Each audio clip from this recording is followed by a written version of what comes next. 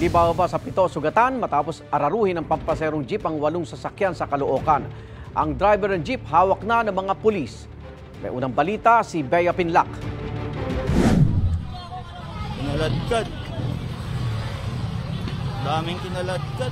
Mga nakatumbang sasakyan at may mga nakahandusay sa gitna ng kalsada. Yan ang eksena sa bahagi ng Samson Road sa Caloocan City mag-aalas 10 kagabi matapos araruhin ng isang pampasaherong jeep ang nasa 8 sasakyan. 2 jeep, 2 bisikleta, 3 motor at 1 kotse. Ang jeep biyahing Navotas galing Monumento. Ayon sa pulisya, hindi bababa sa 7 ang sugatan kabilang ang 2 bystander. Ang isa sa mga isinugod sa ospital, 17 anyos na lalaki. Dinatnan po namin doon na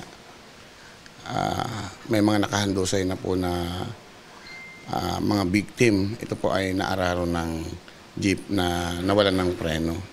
Kabilang na po dito yung isang minor na duguan po na umilalim doon sa jeep.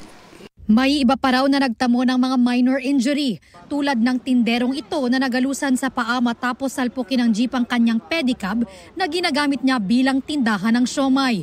Wasak ang gulong ng pedicab, tumilapon at nagkalat sa daan ang kanyang mga paninda. Hindi ko akalain na abutin yung bike ko. Pauwi na sana ako. Tumulong ako dito sa gilid. Yung paninda ko, dyan lang yun sa steamer. Natawin dito. Kinain umano ng pampasaherong jeep ang kabilang linya dahilan para sumalpok ito sa mga sasakyan. Isa sa mga nadamay ang jeep ni Mang Reynante na may sakay raw na 5 pasahero. Yung jeep yung nasa lubong namin, tapos ang bilis pang nangyari sa umilag ako, naabot pa rin niya ako. Kasi tumawid siya sa kabilang lane din parang counterflow gawin niya May isa din pala ako ng pasahero na tamaan din sa loob Pumagit na raw ang jeep na minamaneho niya sa nag-counterflow na jeep at sa isa pang jeep na kasunod niya. Sumunod si tatay sa likuran ng jeep ko, binangga niya rin ako. Kasi yung jeep na nawala ng preno, tinutulak ako patras din Nakipag-ugnayan na raw ang kampo ng driver ng jeep na nawalan umano ng preno sa ilang nadamay sa karambola. Hindi namin kayang shoulderin, kaya yung nag-aaksidente sa amin na magpapagawa. Napagkasundo namin ng may-ari, pagagawa na lang daw nila. Patuloy pa ang investigasyon ng pulisya sa karambola.